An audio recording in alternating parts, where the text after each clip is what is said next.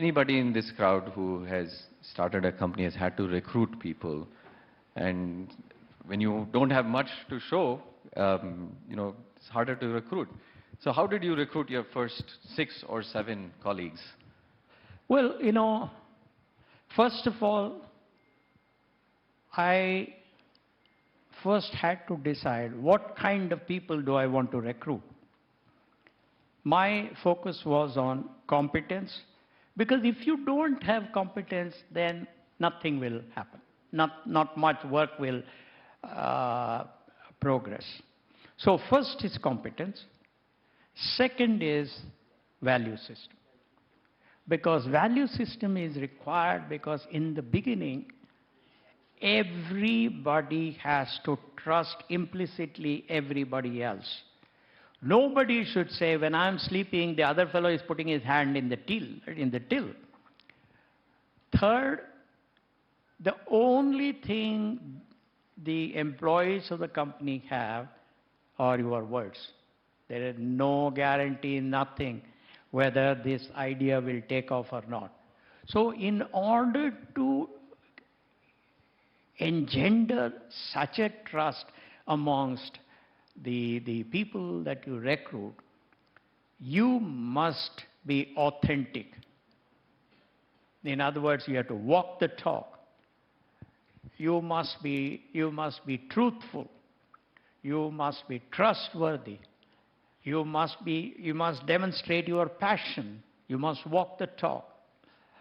And once you do that and then create a dream, you would have already created a dream, and once you paint the dream in rainbow colors and talk about the good days that will come, if all of us do what is needed together as a team in unison, then there is a reasonably high probability of people buying your vision. And that vision, at the end of the day, must have something in it for everybody that is in the team. It cannot be that only 4 of us will make a lot of money and rest of you will suffer. No, it just won't work. So you have to create a vision which is a win-win-win-win, that kind of stuff. And once you do that, then you have selected the right kind of people and you have convinced them through your passion, through your authenticity, through your storytelling, through the stories of all other wonderful entrepreneurs who have succeeded. And I think you are only enhancing the probability of success. Yes, but you were 35, 2 children, 80s India, so... No, you were not at born. Sorry, one on the way. Oh, yeah. 1 child and 1 on the way. And if it didn't work, maybe you'd be a 40 or 42-year-old mid-level manager at most at that point in 80s India. I can't imagine there was a market for hiring a lot of those people in software those days. No. So the risk for you is very high.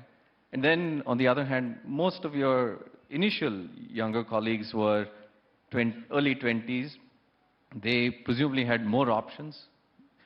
So how did you convince, at least tell us 1 or 2 of them, how did you convince them that, hey, they should listen to this 35-year-old versus pretty much doing whatever else they wanted to do? Yeah.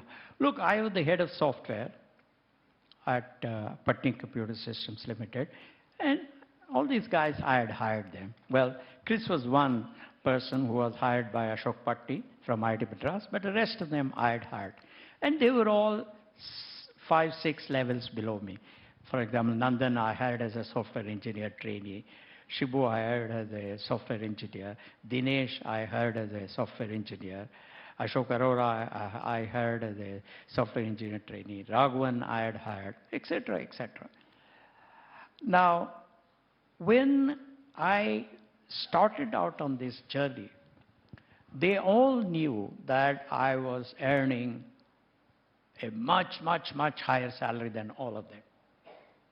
Number 2, they also, in some way, I was not talking as much as I do today, they realized by my action that I had a big dream. And I also talked to them about how there was going to be an extraordinary revolution in the US in terms of super mini computers and OLTP transaction monitors and relational databases on those super mini computers, how the departments of large computers and mid-level corporations and small corporations were going to embrace computing technology for commercial applications in a big way. And the US was going to be eternally short of technical manpower. And we in India had lots of youngsters who were smart but had no jobs. So therefore, I gave them a reasonably convincing argument that the future of this company would be better, because they also knew that I had failed in my first attempt. And I had explained to them that there was no market at that time, because there were very few computers in India. I was looking at the domestic market. And therefore, when I gave this argument, they understood that we were going to look at exports, we were going to look at the most dynamic market in the world, the most competitive market in the world, etc. That's how it. Because I was talking to a couple of founders, and we have all had this experience where we have to actually convince parents of some of the folks saying, no, you should let your child join, it'll be okay, and so on. Was that experience true back then as well, or is that more of a recent phenomenon? We have to convince the family, hey, it's okay. I mean, I imagine it must be even harder then than now. You know, it's very interesting, Rohan. We were 8 children. My mother was always in the kitchen. She cooked on wood stove. Morning 6 a.m. to night 9 p.m. And father took his government job too seriously. He was away in the office from 8 a.m. to evening 8 a.m. At home also there would be fellows waiting. So somehow that environment gave us a lot of freedom. They didn't ask us, what are you going to do? Have you eaten well? Have you slept well? These were not the questions my father asked. No, I meant in terms of the families of any of the people you had to recruit. Did you have to convince them and or their families or their friends, their social environment, that, hey, it's acceptable for you to go work at this unknown random company? I mean, I can't, in a market starved for jobs, that cannot be a simple decision. No, I will tell you. I'll tell you. I was very, very lucky in that I had the support of my wife, your mother. When I resigned on her birthday, I still remember, 19th August 1976, I met her.